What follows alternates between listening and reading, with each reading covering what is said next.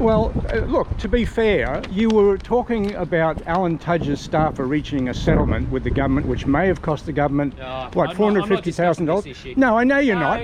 I know you're not, because you're covering up, in my opinion. Oh, sod off. You're covering up, the ABC is covering up their in-house serial pedophile, Jon Stephens. Sod off. Well, there's your reaction to the ABC covering up a serial pedophile. Sod off. You're covering up a serial pedophile and his victims. Andrew Probyn.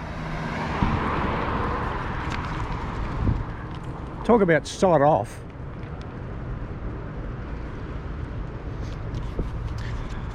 In my view, ABC TV News can sod off. They've refused to report about this guy since 2017. Jon Stephens, jailed for abusing child presenter.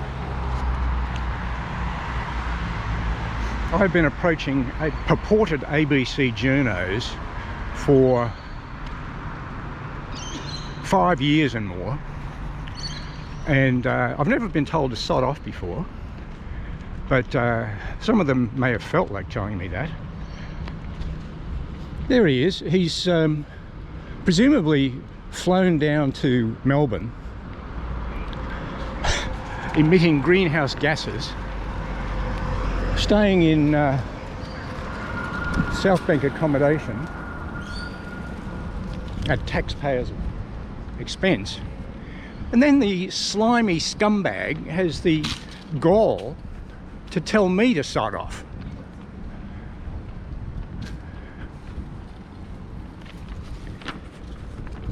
Former ABC producer Jon Stephens jailed for abusing child presenter.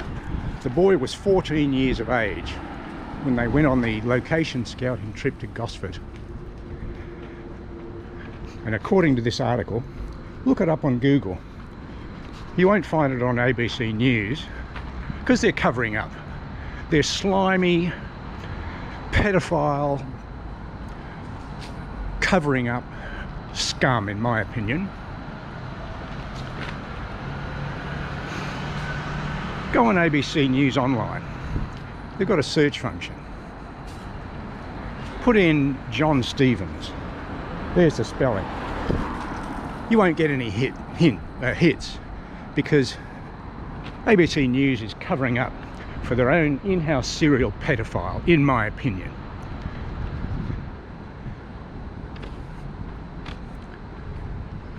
As a result of me trying to speak to ABC journos over the years, outside insiders, I was approached one day by a gentleman who told me that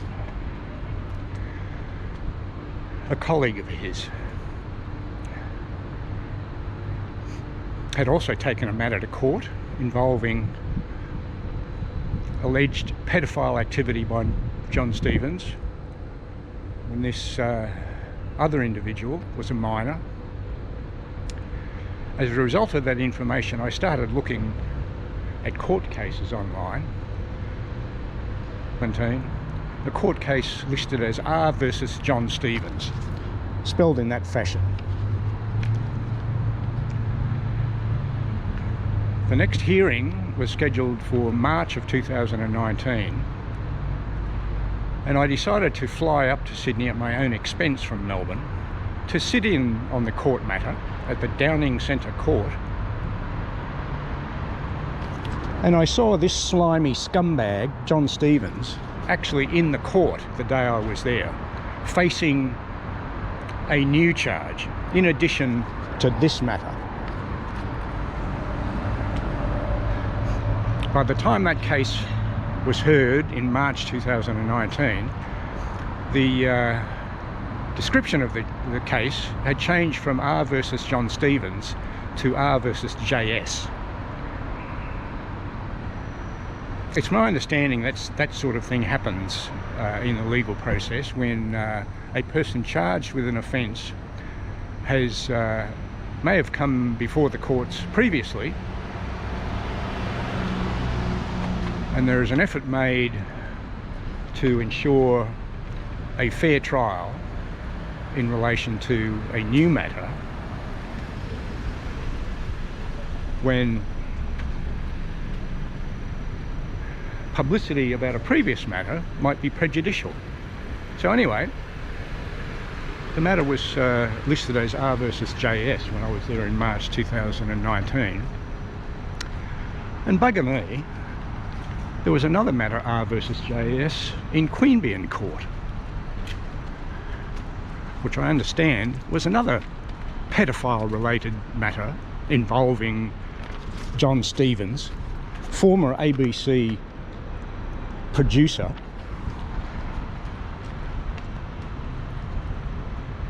I didn't get a chance to go to Queanbeyan to see that particular matter when it occurred in 2019. But the Sydney matter, and I believe the Queanbeyan matter, were rescheduled for further hearing in early 2020. This scumbag, former ABC producer Jon Stephens, who I now believe was a serial pedophile, died in December 2019. So the accuser in the matter that I attended didn't get justice. The accuser in the Queanbeyan matter didn't get justice because this scumbag died, and they don't proceed with criminal matters when the defendant is dead. Speaking of dead, that's how ABC TV News has run on this story, and you've just seen the attitude of Andrew Probyn, who's a Canberra-based ABC political journo, whose attitude is that the taxpayer funders of their ABC can drop dead, because ABC News will do whatever they want to and cover stories with whatever biased outlook they choose, because they're running the show and not the taxpayers. Bill Thompson for Outside Insider.